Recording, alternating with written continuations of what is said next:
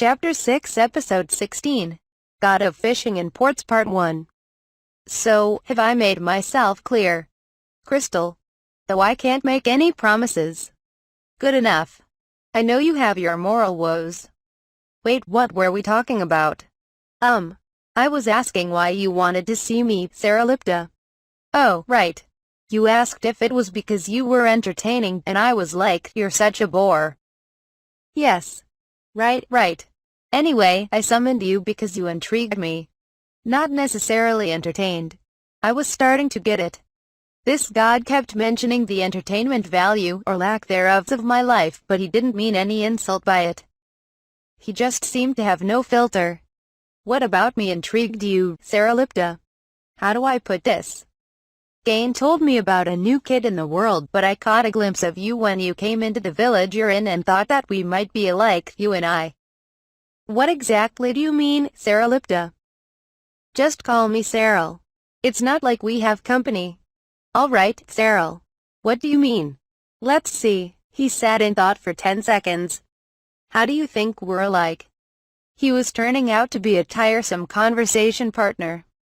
How were we similar? I dug for a similarity between us that I could have caught in the short time we'd been acquainted. We both like to stay indoors. You got that from my looks, didn't you? Well, it's not exactly wrong. We're both pretty insensitive and don't know when to shut up. I won't deny that. But you're not getting any warmer. We're both antisocial. You're quite a little smart-ass for a mortal, you know that? I mean, none of those are wrong per se, but I'm talking about something deep down. Deep down. Humans always have some part of themselves they don't understand. Maybe this is yours? Even through conversations, some things float to the surface and others don't. Our compass, or like the depths of ourselves? It's so hard to put it into words. I've never spoken to a human this much before. I guessed that he was trying to explain the concept of the unconscious. The foundation of thoughts and emotions, basically. It's the same for humans and gods. I understand the gist of it. You're saying that our foundations are similar? Right. Similar, but not identical, mind you. My principle, to put it in pithy terms, is survival of the fittest. You can relate to that, can't you? Do you think so? Not clicking yet? Okay, real talk. Sarah Lipta had been floating before me, posing as if he was leaning back on a chair. Now, he shifted to look like he was lying on the ground, resting his chin in his hands while still floating in the water, of course. He kept talking like he was going through talking points in a presentation. It wasn't exactly a two-way conversation. Oh, am I talking too much? Sarah Lipta asked. No, You read my mind.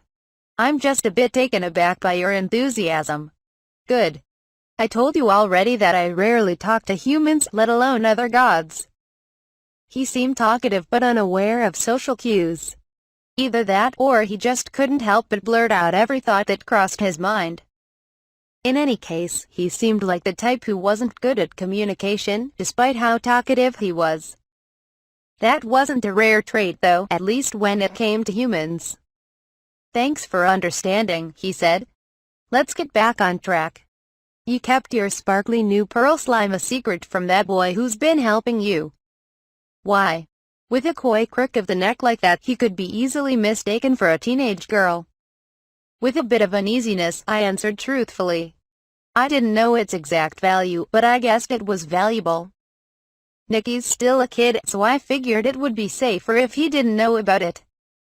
No way for that information to get out. I think you guessed right. Pearls are more valuable than you think in this world.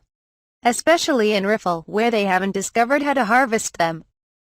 If you were to start selling them, plenty of people would try to suss out where the jewels were coming from, and many of them would try to take over such a profitable operation. Of course, you can't expect all of them to limit themselves to legal, non-violent options in pursuit of that end. You do have trustworthy merchants in your social circle, and the powerful duke in your corner. You'd be able to fend off most attackers by yourself anyway.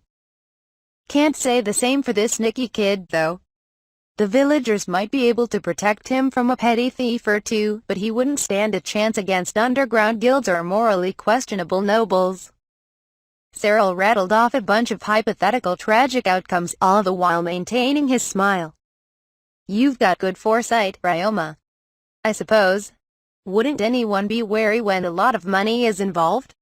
In my previous life, for example, I've heard that banks would warn lottery winners about who they shared that information with. Saralipta suddenly burst out laughing. Did I say something weird? Sorry. Can't you tell? Or are you just playing dumb? Please explain. Oh, right. Let's see. You say anyone, but you'd be surprised how many people wouldn't do what you did.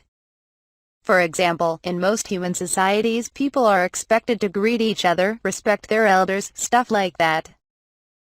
But aren't there a good number of people who get in trouble for not doing those things? That's true. I've been on both the receiving and giving end of reminders to do those things. Right. Important as they may be. Humans can be surprisingly negligent when it comes to doing what you're supposed to do. Even with your example of the lottery winners. The only reason the bank started warning winners was because too many of them didn't do what they were supposed to and keep their mouths shut, right? Of course, there still must be people who don't heed those warnings regardless. That all made sense, but something was still bugging me. Weren't we talking about how a part of my compass was survival of the fittest? This is still relevant, Cyril continued. It's all about keeping your guard up. The prospect of earning a fortune made you naturally wary of those who may come to take it from you. Keeping your guard up is crucial for survival. No living creature would live very long if they didn't, they'd be easy prey. Take the 2 former assassins you've hired. You noticed that they were concealing weapons before you even hired them, right? Putting aside why they were carrying them, it'd be an important skill for an assassin to be able to conceal his arms. I mean, you'd be a pretty piss-poor assassin if everybody in the general vicinity could spot your weapon without squinting. The 2 guys you hired aren't complete idiots, are they? Of course not. That's how much you, maybe subconsciously, keep your guard up day to day. Survival of the fittest is the only rule in the wild. Humans may consider themselves separate from other animals, but they're all the same to me. I mean, they're all walking the same planet. Only real difference is in how they live. For example, his muttering seemed to echo loudly in my ears. You make all sorts of things and know all sorts of weird things. Why is that? The question seemed out of place, almost unrelated. Still, I definitely felt the increase in my heart rate from it. Well, maybe it's because I've done all sorts of work. I've always done my research on anything I was curious about. In my past life, we had something very convenient called the internet, so that made it easy. You've had quite the non-linear career. Not sure I'd word it like that, but I guess it's accurate. So you've quit or were fired from all of those jobs, right? Yes. What was going on? It was a straightforward question, but some indescribable feeling, nervousness, or perhaps anxiety curdled inside of me. You've gone through quite a few different jobs. I won't get into the specifics of each one, but just answer me this. Were you always happy to leave your job? Well, my head was boiling with a strange sort of emotion. Of course you weren't. From what I've heard, humans need a good reason to quit their job. It was definitely true that I hadn't always been happy to leave a job. You've experienced your fair share of that, Cyril added. Indeed, he had a number of examples to name. Feeling almost persecuted after relationships with my coworkers worsened. Or being accused of something I had never done. Or being berated and fired without even being told a reason. Or because it was more convenient for my boss to fire me than keep me around. Or because the company had gone under. Or, with Cyril's every word, scenes from the past flickered before me. I felt sick, like I was being thrown into a riptide. I'm sorry, Cyril said. Guess I triggered some unpleasant memories. While I was concentrating on trying to settle my churning stomach, Saralipta had floated near me and embraced me. He continued whispering as if to console a child. But you know, all that stuff's a part of you. Even though you're physically strong, you're the runt of society, and your experiences have left scars on your soul. You can't expect that all to go away just because you've been living in the woods for... How long has it been again? Oh, right, 3 years going on 4. Living without a care in the world for a few years won't reset your conscience. But now, his voice seemed to calm me with every breath. How long do you think it takes to heal a traumatized human's heart? Cyril asked. It depends on the individual and the severity of their trauma, of course, but many humans deal with that kind of trauma all of their life. It's a bit inconsiderate to think that 3 years rest was plenty of time, or that you're not good enough or still hurting. Even if you're the only one telling yourself that. You should take care of yourself more.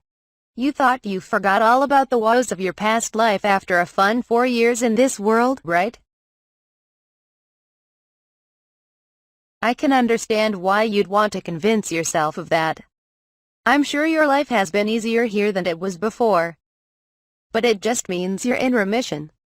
One little poke, and your traumas can come flooding back just like that. It looks like you've already been reminded of your previous life from time to time, anyway.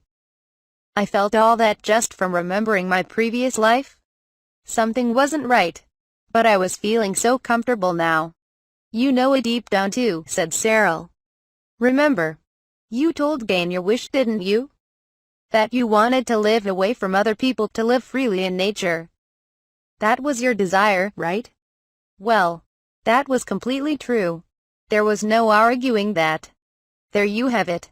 You should have stayed in that forest. That way, you would have truly been free. Gain threw you into a half-assed environment, so you were tossed back into human society before your heart could heal. Now wait a minute. Didn't mean anything by it. No offense to the Duke or the others. They took you in, a child they had no relation or obligation to, and looked after you. As far as humans go, they're as good as they come. I know that. But in the end, you still left them. I started to feel sick again, even worse than earlier. I wanted to say something in their defense, but the words wouldn't come out.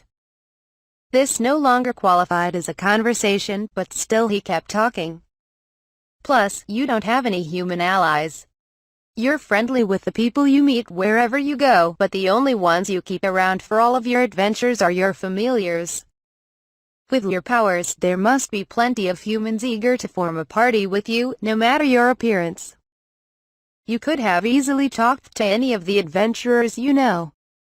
As soon as you set up shop in a town, you never stick around because you scurry off to do more training. It's definitely an unconscious thing, so let me enlighten you a little. You desperately crave human companionship. But at the same time, it terrifies you.